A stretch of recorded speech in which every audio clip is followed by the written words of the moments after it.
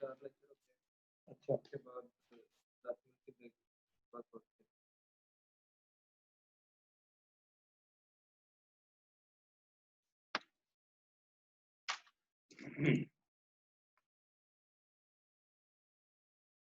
Sir इधर ठीक है, नीचे कर दो कैमरा।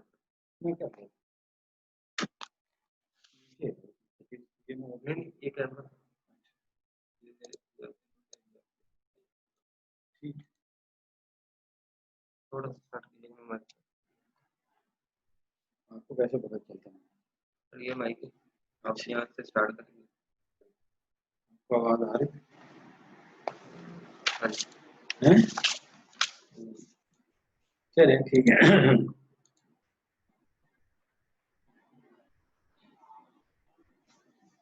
थोड़ा सा लेक्चर का start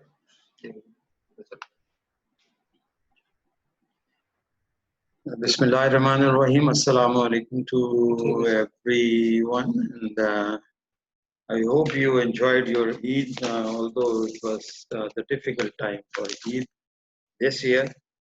But I'm sure you must have enjoyed it, even then, because it's a festival, Muslims' festival. Well, before ये नीचे slide move नहीं कर रही.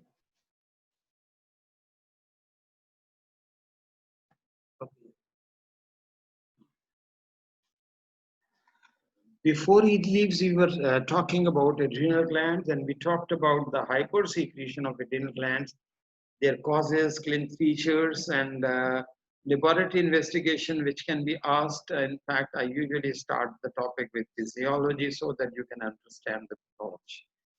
And then in the end, we talked about how do you diagnose and further investigation you can advise on the basis of diagnosis, and then the common causes.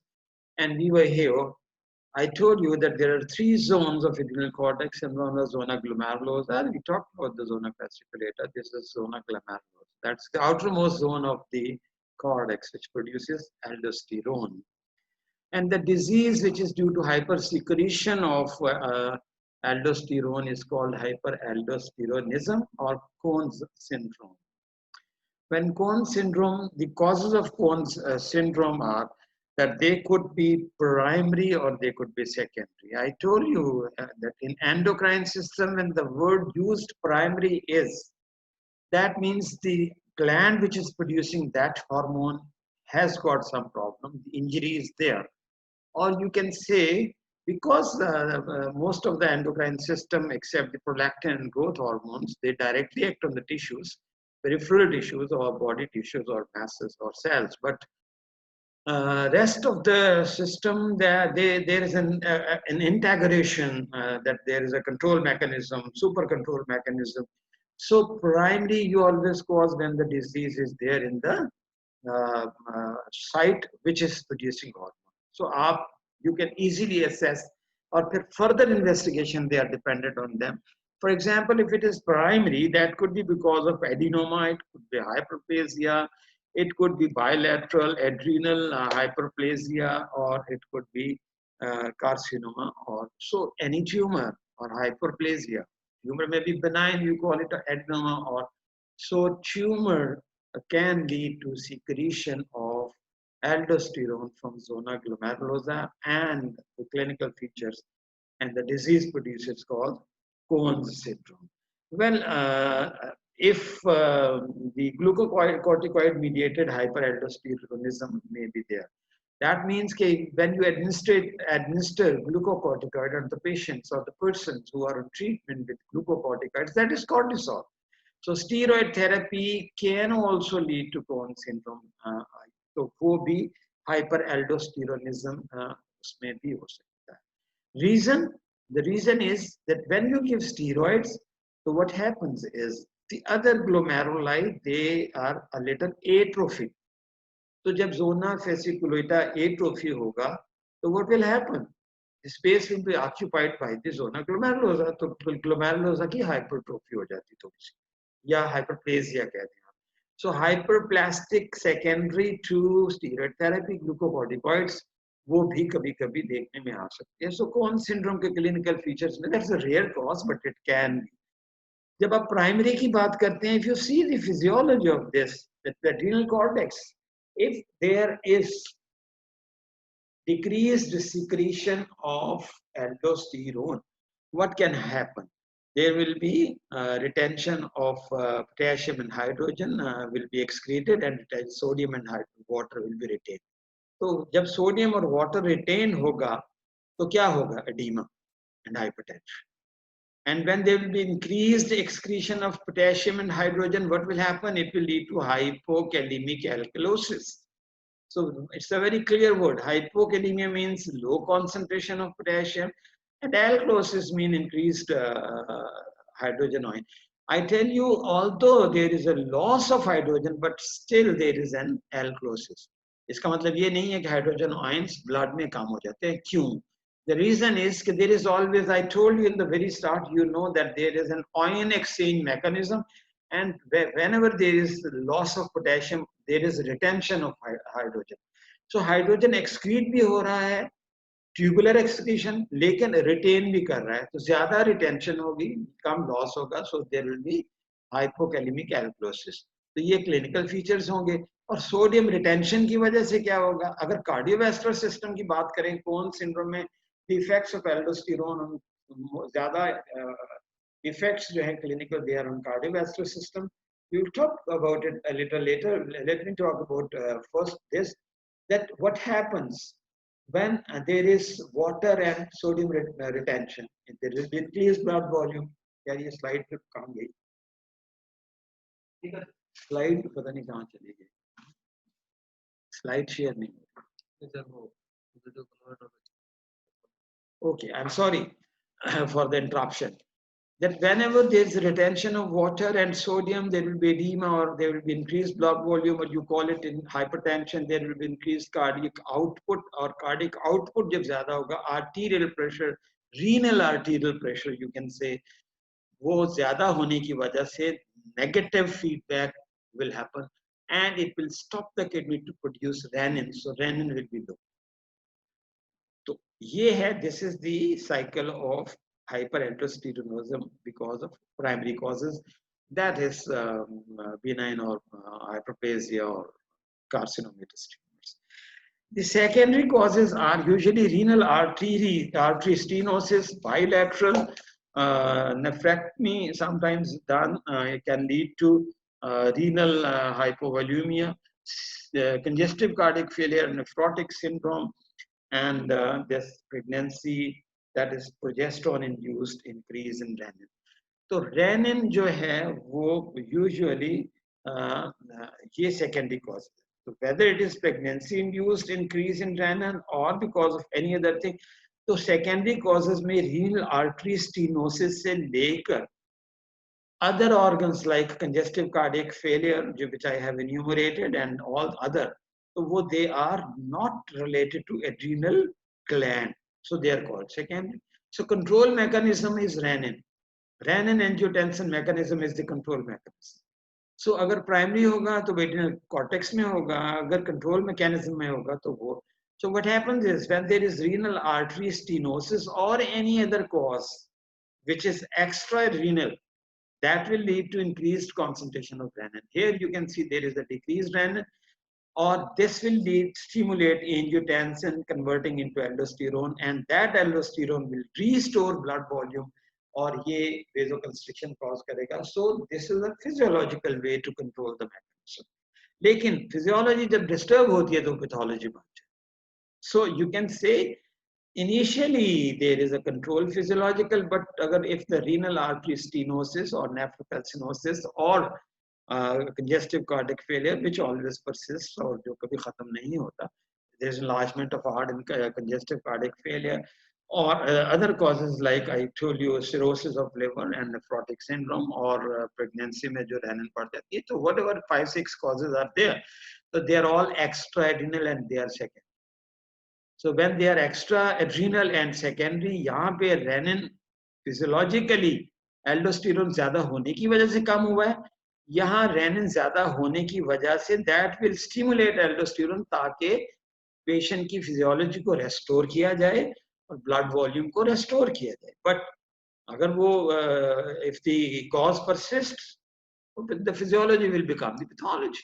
There will be edema, hypertension and all that. तो cardiovascular system पे आमतौर पे जो effects होती हैं, hypertension because of loss of potassium, magnesium and sodium water retention, और इसके अलावा वैस्कुलर इंजरीज की वजह से there is endothelial dysfunction, sometimes might find some erythematous conditions as well. Myocardial fibrosis और necrosis की वजह से arrhythmias can happen. Autonomic dysfunctioning की वजह से there could be decreased variable heart rate.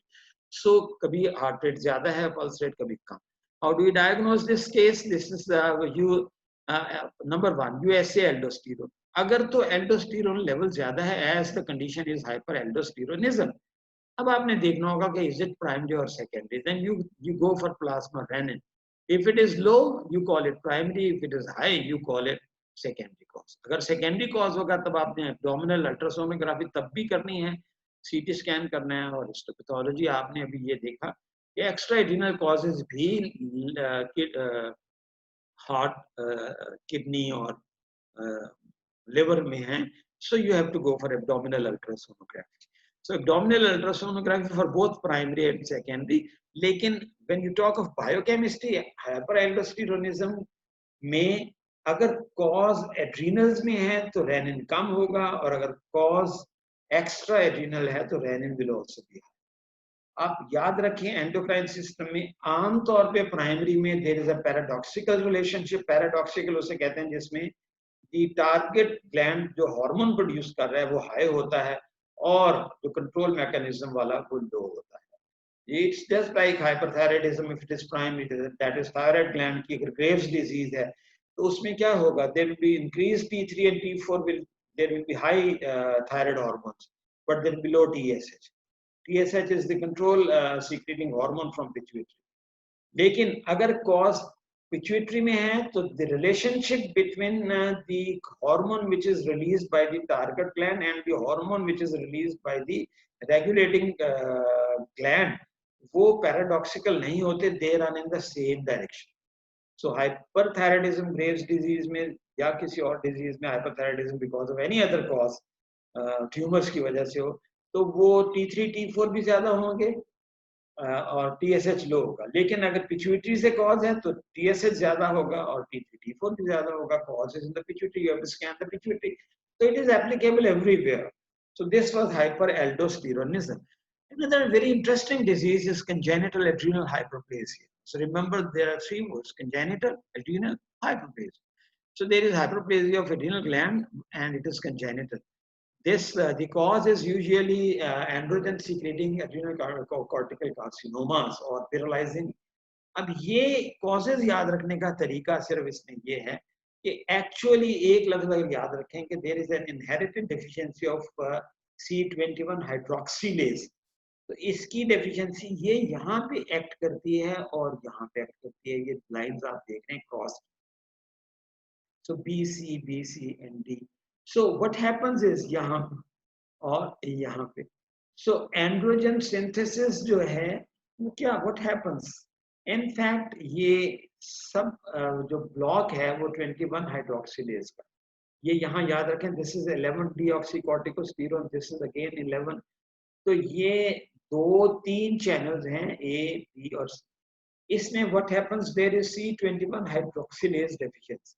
तो C21 जहाँ पे एक्ट करती है उसके मुताबिक what happens is कि ये जो हार्मोन्स हैं, ये स्टीरॉयड हार्मोन, ग्लूकोकॉर्टिकॉइड्स, चाहे वो कॉर्टिसोल हो चाहे वो एल्डोस्टेरोन हो, ये कम हो जाए. अब यहाँ पे ब्लॉक है, ये जगह आप देख रहे हैं कि this is, there is no 21 hydroxylation. ये आपको टेट्राहाइड्रो जो कोलेस्ट्रॉल का मॉलिक्यूल होता है, इसमें देयर आर 27 कार्बन आइटम्स. तो this is third one, fourth, fifth, sixth, seventh, इस तरह. So deficiency of 21 hydroxylation, that means carbon 21 पे हाइड्रोक्सिलेज जो है ना हाइड्रोक्सिल आयन को अटैच नहीं होने देता. So here is the problem. तो व्हाट हैपेंस इज कि ये सारे हार्मोन्स जो है ना वो डेफिशिएंट हो जाते हैं ब्लॉक होने की वजह से। लेकिन अब व्हाट हैपेंस इज कमी होने की वजह से तो ज्यादा क्या बनना शुरू हो जाता है, दी होल 17 हाइड्रोक्सी प्रोजेस्टेरोन जो है वो चूंकि ये ब्लॉक होने की वजह से ये चैनल सिर्फ खुला रहता है, ये चैनल जो है ना ब्लॉक हो जाते हैं, क्रॉस लगे हुए।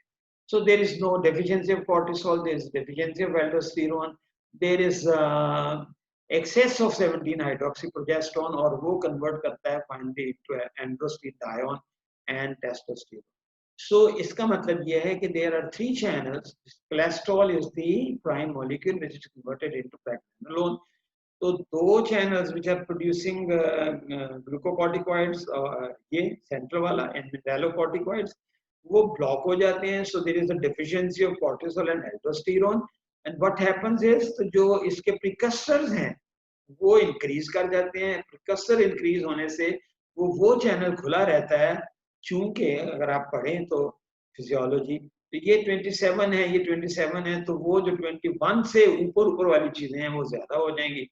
जो 21 हाइड्रोक्सिलेशन के बाद के हार्मोन्स हैं वो कम.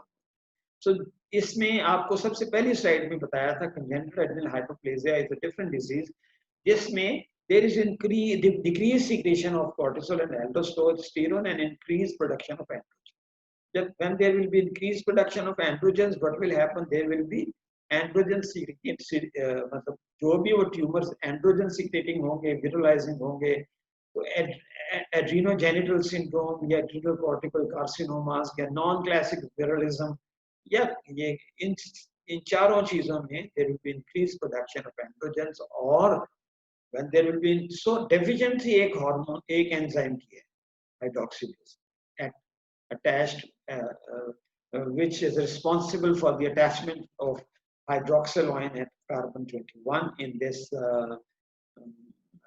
tetrahydrophenanthine ring. तो इसमें फिर होगा क्या? How obviously what will happen? Viralizing or viralism or hirsutism.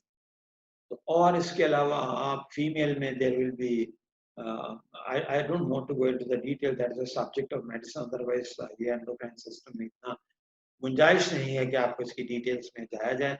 और डायग्नोसिस आप कर सकते हैं, कॉर्टिसोल लेवल करवाएं, एल्डोस्टेरोन करवाएं. और पेशेंट यूजुअली समटाइम्स मतलब विल से कि हमारे हेयर ग्रोथ बहुत है फीमेल्स में और विरलिज्म या हिर्सुटिज्म, और females they are like masculine characters उनमें ज्यादा नजर आते हैं. तो दैट इज इन फीमेल्स. और मेल्स में आप ऑलरेडी हो तो ज्यादा एक्सेसिव ग्रोथ है, तो pubic hair growth और axillary hair growth और hair growth on other places, moustache, वो females. तो ये virilizm और hirsutism आप you can study it from your own books or books of medicine afterwards, but that is not the scope of this lecture. Well, Addison's disease is another disease. जब अब हम hyperthyroidism की बजाय now we are coming on to hypothyroidism.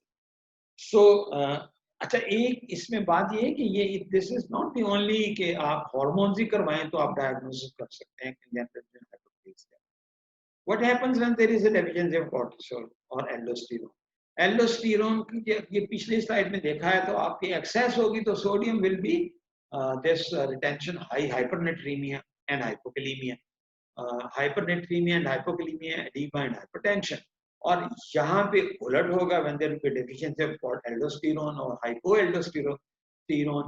तो ये उस कोन syndrome और Cushing syndrome में से इसमें ये फर्क हो गया कि उसमें हाइपर कॉर्टिसोलिज्म है, हाइपर एल्डोस्टेरोनिज्म है, इसमें हाइपो है, लेकिन there is increase production. So clinical features जो हैं ये सिर्फ यही नहीं कि you can diagnose only the case from the diagnosis of if you assay the hormone levels. You can go for electrolyte analysis. तो उलट गिन लें आप. hyperaldosteronism में cortisol या aldosterone की वजह से there will be retention of sodium और hypernatremia, which retains more water and edema and hypertension. वहाँ उलट होगा, there will be a low sodium level, there will be less blood volume. ये चीजें उसमें you can see. और इसी तरह there will be instead of it is ये potassium loss की वजह से हाइपोकैलीमिया होने के बजाय वहां there will be hyperkalemia. So sodium levels will be low, water will be low, potassium will be high. तो ये इलेक्ट्रोलाइट एनालिसिस से भी आप थोड़ा सा सोच सकते हैं अगर उस क्लिनिकल फीचर्स और इलेक्ट्रोलाइट्स, अगर पेशेंट की ये इजाजत देती है तो you can go for hormone as well. So coming on to, instead of we talking about hypertension, we talk about now hypofunctioning. So this is again the same slide. This is hypothalamus pituitary adrenal axis. ये इसलिए है, ये आपको बताने के लिए दोबारा कि end organ is adrenals. Adrenals अगर कम सिक्रीशन करेंगे through negative feedback, what will happen, there will be increase secretion of ACTH. If the cause is in the end organ or the adrenals, if the cause is extra adrenal, adrenal cortex में cause नहीं है, उससे ऊपर है, pituitary में है, pituitary adenoma है, और तो what will happen, it will have stimulate ACTH ज्यादा होगा. And I told you कि MSH melanocyte stimulating hormone जो है उसका structure ACTH या even physiologically functioning उसकी वो भी pigmentation cause करता है. ACTH भी has got little pigment effect on pigmentation. अब ये देखें, there are two types of insufficiency. One is called acute adrenal insufficiency and the second is called chronic adrenal. We are talking about the chronic adrenal insufficiency, यानी कि आहिस्ता आहिस्ता जो develop होती है. तो इसमें acute की बाद में हम बात करेंगे, उसे एडिसोनियन क्राइसिस, तो patient goes in emergency. तो ये जो chronic adrenal insufficiency है, it usually presents in the outpatient departments. तो the causes are usually, मैंने आपसे बहुत पहले भी कहा था, remember hypofunctioning causes gland कोई भी हो, उसमें you start thinking about destruction. तो destruction क्यों होगी? Autoimmune हो सकती है. Destruction can be because of infection, it can be because of amyloidosis, it can be because of some metastatic, वो space occupy कर लेता है तो, और उसकी वजह से बाकी rest the cells, they do not produce the hormones. So negative usually atrophy and destruction, वो याद रखें. Injury, any injury, inflammation or infection, autoimmune, degenerative problems, carcinomatous problems, congenital. तो ये 5-6 लफ्ज होते हैं, ये याद रखना चाहिए. उनसे रिलेट करके आप कुछ ना कुछ लिख सकते.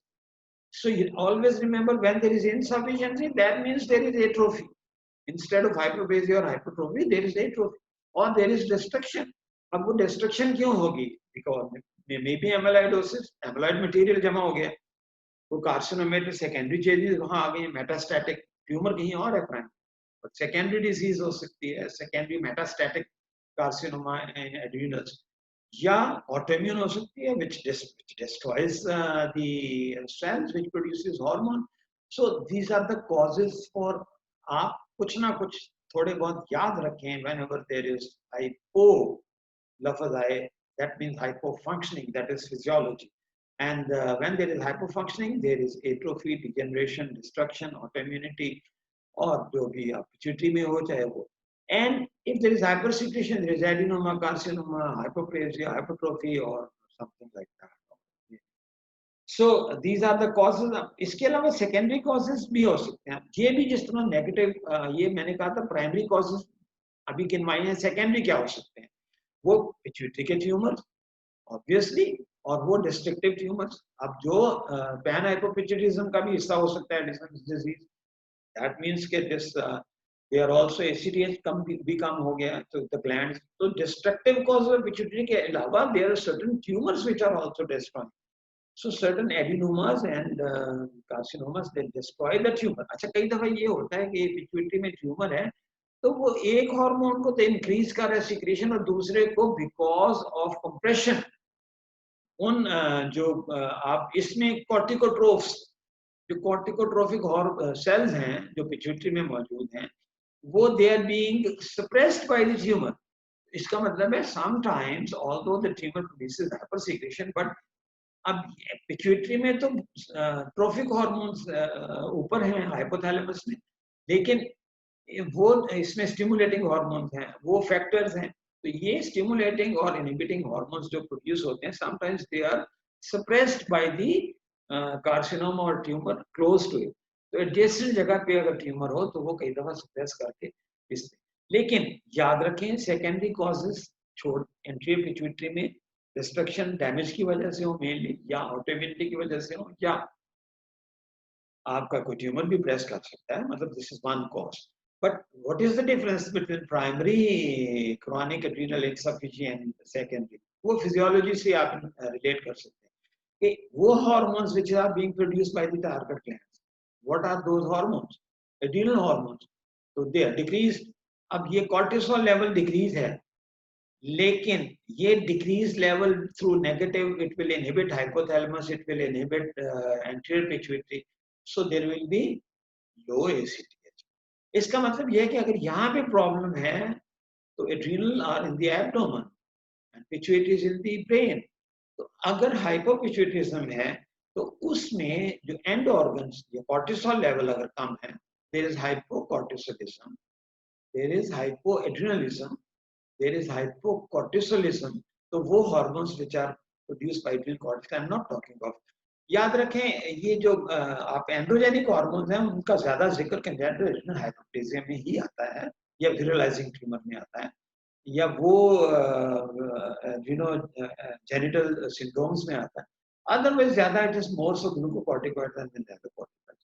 तो हाइपो एड्रिनलिज्म हो, उसमें कॉर्टिसोल कम हो या एल्डोस्टेरोन कम हो, तो इन कमी की वजह से what will happen, either they will suppress the pituitary और hypothalamus not to produce ACTH. अब बायोकेमिस्ट्री में क्या, hormonal biochemistry I am talking.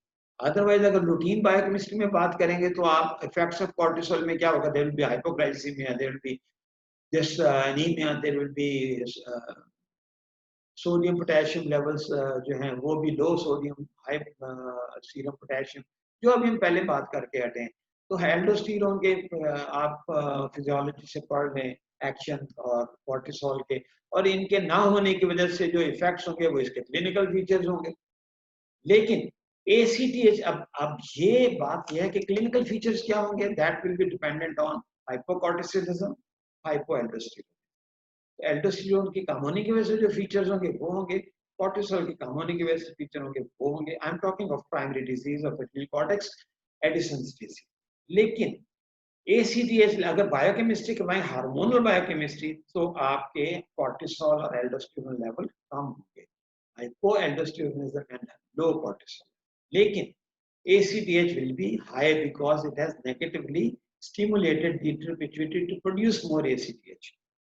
अब यहाँ पे एक और टेस्ट डायनेमिक करवाया जा सकता है, एंड दैट इज कि if you start giving CRH, that is corticotrophic releasing hormone. इसका मतलब ये है कि अगर यहाँ पे ये इनका प्रॉब्लम है तो CRH के इंजेक्शन लगाने से ना तो इससे ACTH बढ़ेगा, ना कॉर्टिसोल बढ़ेगा, ना एल्डोस्टेरोन। लेकिन अगर प्रॉब्लम पिट्यूटरी से भी ऊपर है तो ये इंजेक्शन देने से, कॉर्टिकोट्रोफिक रिलीजिंग हार्मोन देने से, चूंकि एंटीरियर पिट्यूटरी भी नॉर्मल है, एड्रिनल कॉर्टेक्स भी नॉर्मल है, और उससे ऊपर ब्रेन में कहीं कोई प्रॉब्लम है, तो ये इंजेक्शन देने से they will start producing cortisol. तो if by giving CRH you see the increase in ACTH and increase in cortisol or increase in aldosterone, that means yeah, these are normal. You exclude the disease, that the disease is not present in the adrenal or enteral pituitary. So well, we were talking about primary and secondary. तो primary में ये होगा, cortisol भी लो होगा, aldosterone भी लो होगा, ACTH high होगा। Secondary का मतलब ये है कि there is some tumor over here which is producing more ACTH. बाकी चीजें डिस्ट्रॉयड हैं ट्यूमर से, लेकिन ACTH ज्यादा आ रहा है। ये ज्यादा ACTH ज्यादा कॉर्टिसोल प्रोड्यूस कर रहा है। So again I will say in secondary causes there is a direct relationship, there is increase this Addison's disease में there is low cortisol and low ACTH, क्योंकि डैमेज यहाँ पे, जब डैमेज है लो है, ये भी लो है। अगर प्राइमरी कॉज है तो ये लो है और ये ACTH हाई है, नेगेटिव फीडबैक से it has stimulated to produce more ACTH. अगर यहाँ पे कॉज है ये, it is not producing ACTH. So when it is not producing ACTH, it is not stimulating adrenal cortex. When cortex is not being stimulated, there is low cortisol. So direct relationship का मतलब ये है कि cortisol भी कम है, aldosterone भी कम है, और ACTH भी कम है, और even CRH इंजेक्शन देने से भी कुछ फर्क नहीं पड़ रहा, because damage is here or here.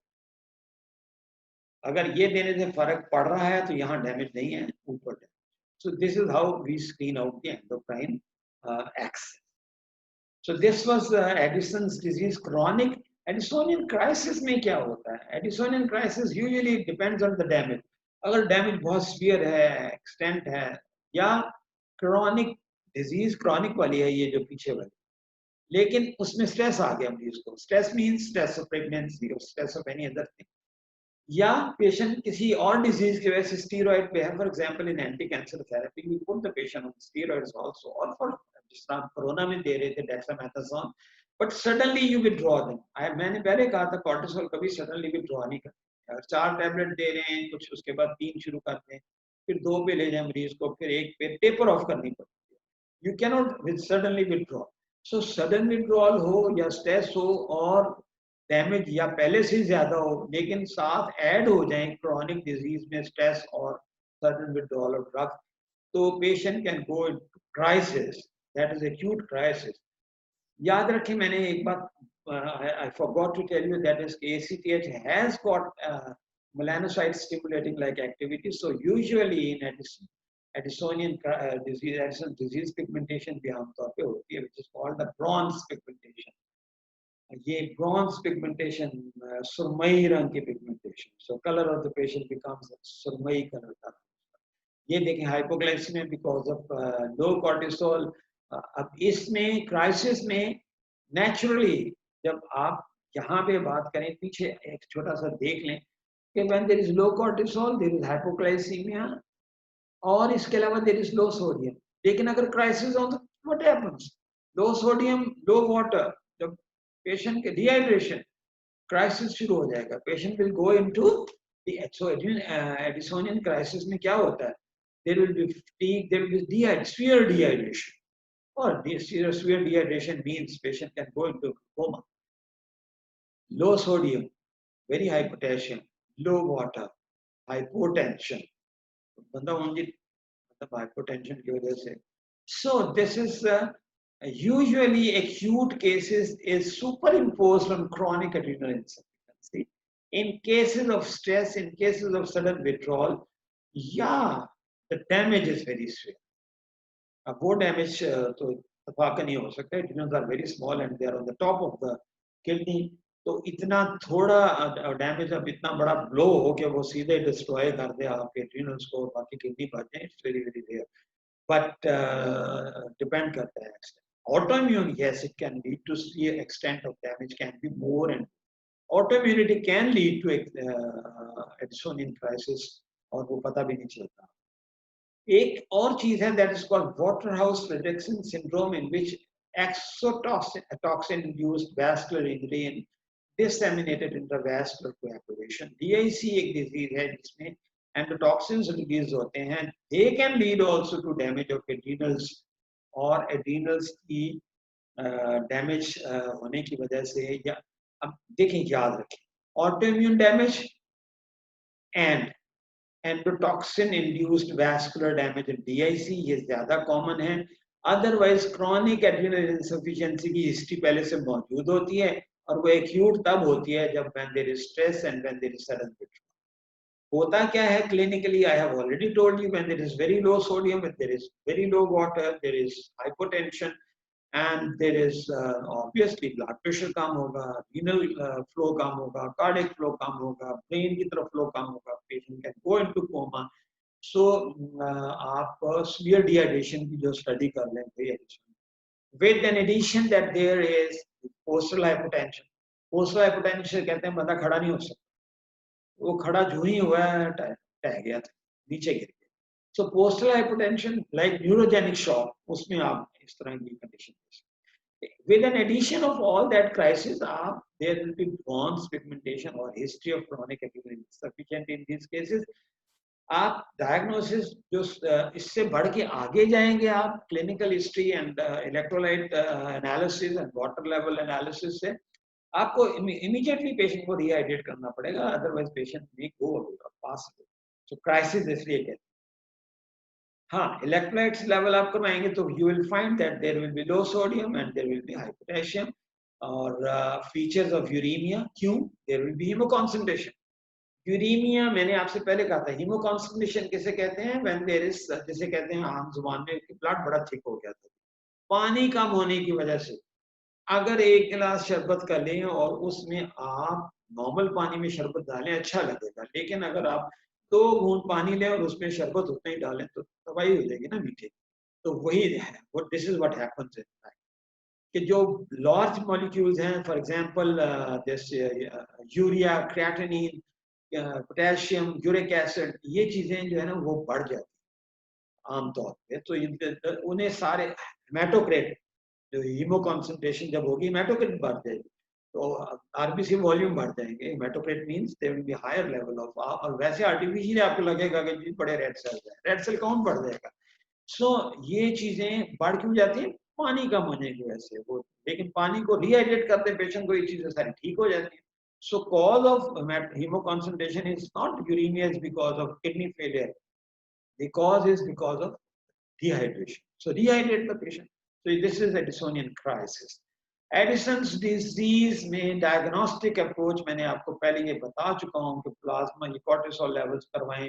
अगर cortisol level plasma evening levels high हैं या कॉर्टिसोल लेवल्स आर हाई और ऑन इंडक्शन ऑफ स्ट्रेस, इसका मतलब है, देखें बड़ी सिंपल सी बात है, अगर कॉर्टिसोल लेवल हाई हैं तो एट्रोफी कहाँ से होगी, नेक्रोसिस, डैमेज कहाँ से होगा, नेक्रोसिस कहाँ से होगा, नहीं होगी। So that means कि you can exclude Addison's disease if cortisol levels are normal, या आप पेशेंट को स्ट्रेस इंड्यूस करें। स्ट्रेस कैसे इंड्यूस करते हैं पेशेंट के लिए? Well, I'm sorry, this is not a direct lecture, it's an online lecture. I wanted to ask you a question. इसका मतलब ये नहीं है कि उसके साथ लड़ाई करें तो स्ट्रेस इंड्यूस होगा। So stress can be induced by administration of glucose. If you induce glucose, hyperglycemia can be a stress. तो बहरहाल एक्सक्लूड कर दें एडिसन को अगर कॉर्टिसोल लेवल नॉर्मल हैं या स्ट्रेस की वजह से वो बढ़ गए हैं, इसका मतलब है ग्लैंड ठीक ठाक है और उसमें कोई प्रॉब्लम।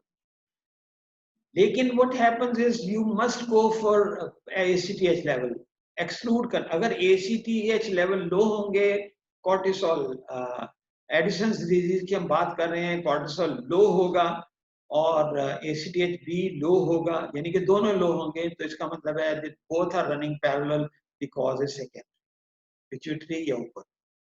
लेकिन अगर कॉर्टिसोल लो है और उसने स्टिमुलेट किया है पिट्यूटरी को to produce more adrenergic hormone, तो the cause is in the adrenals. So primary cause होगा जब एक दूसरे के मुखालिफ सिमत में ये होंगे, low cortisol high ACTH, low cortisol low ACTH, that is second. Another test which is called ACTH stimulation test, you can stimulate ACTH, synectin नाम का एक इंजेक्शन आता है, वो that is all in fact synthetic ACTH। तो वो ACTH देने से अगर कॉर्टिसोल का लेवल नॉर्मल होगा, इसका क्या मतलब है, इसका मतलब एड्रिनल्स ठीक है, ऊपर प्रॉब्लम है, तो ये एक टेस्ट करवाया जाता है। तो ये आम तौर पे ACTH या साइनेक्टिन इंजेक्शन देने से, जिसे आप स्टिमुलेशन टेस्ट कहते हैं, डायनामिक टेस्ट भी कहते हैं, अगर कॉर्टिसोल सीक्रेट करना शुरू कर दे, इसका मतलब एड्रिनल नॉर्मल है, ठीक है। लेकिन अगर ना प्रोड्यूस करें तो इसका मतलब है adrenal insufficiency. So this is you can I don't want to go into more detail. The last minute and the last slide or last moment आप ये खुद पढ़ लें, मैं इस बहुत डिटेल में नहीं जाऊंगा। एड्रिनल मेडुला आप याद रखें, प्रोड्यूसेस एड्रिनलिन एंड नॉरएड्रिनलिन, और it's a phaeochromocytoma. Usually etiology is men type 2A and type 2B, 10% cases में फियोक्रोमोसाइटोमा होता है। ये क्लिनिकल फीचर में हाइपरटेंशन होता है, which is पैरेक्सिस्मल। अक्सर पेशेंट आपने सुने होंगे, एंड ये ट्रीटेबल कॉज है हाइपरटेंशन का।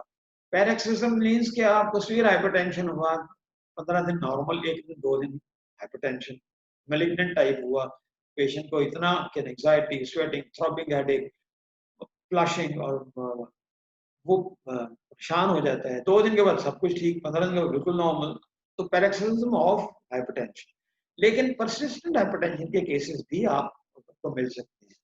10% of pheochromocytomas are extrarenal, 10% are bilateral, 10% are malignant, otherwise they are benign. ये इसकी क्रॉस है, ये इसकी माइक्रोस्कोपिक पिक्चर है. Time is running very short. I don't want to go into the details. You just read it from the books. तो phaeochromocytoma के बारे में सिर्फ याद रखें, it's a tumour of either. इसमें एड्रिनल मेडुला में दो तरह के ट्यूमर होते हैं, फियोक्रोमोसाइटोमा और न्यूरोब्लास्टोमास, क्योंकि ये सिंपैथेटिक नर्वस सिस्टम से कंट्रोल होता है. So pheochromocytoma is one type of tumor in which there is paroxysmal hypotension and that hypertension is treatable. आप सर्जरी से इसे रिमूव करते हैं, पेशेंट हमेशा के लिए ठीक हो गया. There will be increased excretion of catecholamines and mandelic, vinyl mandelic acid. The final diagnosis can be confirmed by biopsy. और ये इसकी क्रॉस है, ये इसकी माइक्रोस्कोप है, माइक्रोस्कोपिक पिक्चर है. Thank you very much. Time is already gone.